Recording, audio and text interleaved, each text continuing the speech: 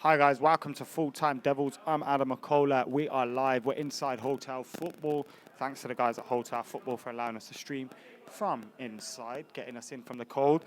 The team news is going to be in very, very soon. We have got something to chat about at the end of this video as well. It's about Angel Gomez. We've been hoping he'd sign his contract, and we've got news on whether he has signed his contract, his first professional contract today. So first things first though, the team news. And I've just seen an interesting bit of team news immediately as soon as I've looked at it. McTominay starts for Manchester United alongside Matic.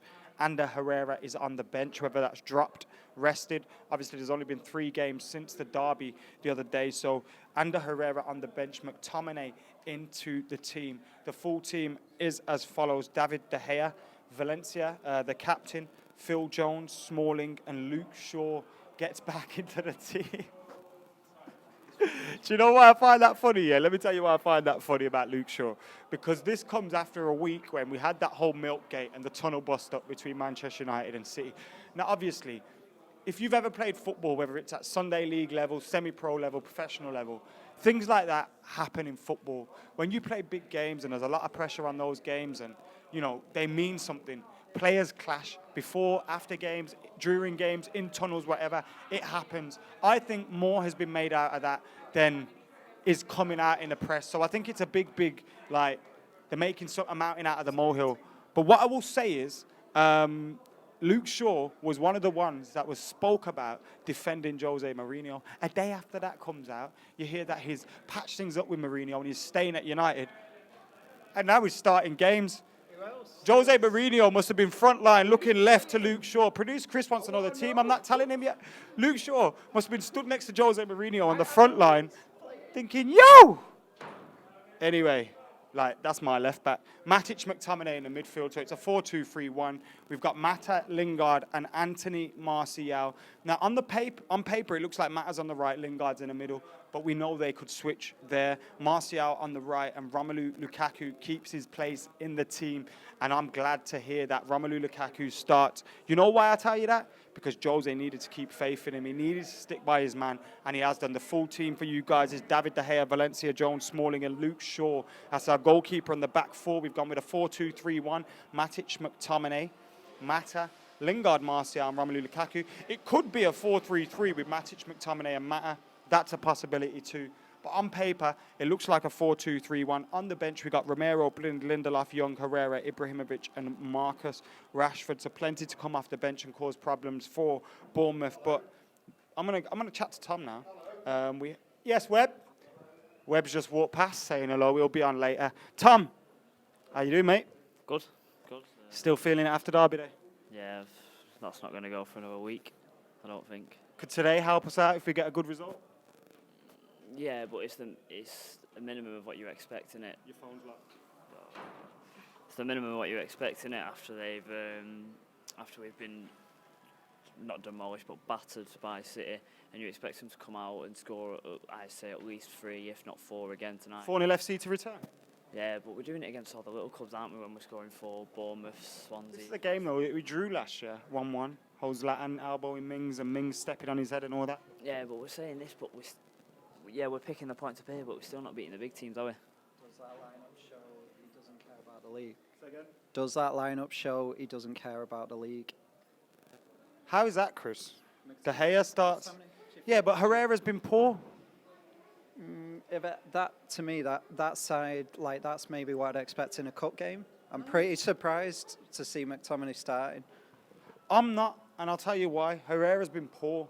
I think Jose's looking for a different option in that midfield. I think he's probably seen that we got overrun in midfield. Every time Matic and Herrera play together, the result isn't usually very good. And I think he's just opted for a different option. Also, you got to realise, we played 3 days ago in a big game. Herrera was running all over the place. So it could be fatigue. It could be change things up. What do you say to that? I agree. Cheers, Chris. Tom, what do you say to that? McTominay starting, do you think it's Herrera being rotated, rested, dropped, or do you think it's Jose saying, F the league? No, he's not saying that just yet. We are only in December.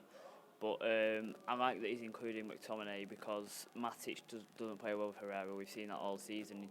he needs to play with someone who will provide an option, because McTominay likes to drive with the ball. We've seen him in the Champions League games, and it'll be a good test for him here in the Premier League to see if he can cope with the likes of Bournemouth, with a team that will come in and sit, and we'll see if he can just find those gaps like Pogba does, because McTominay he's a player like Pogba. He isn't Pogba, I'm not saying that, but he's a player like Pogba.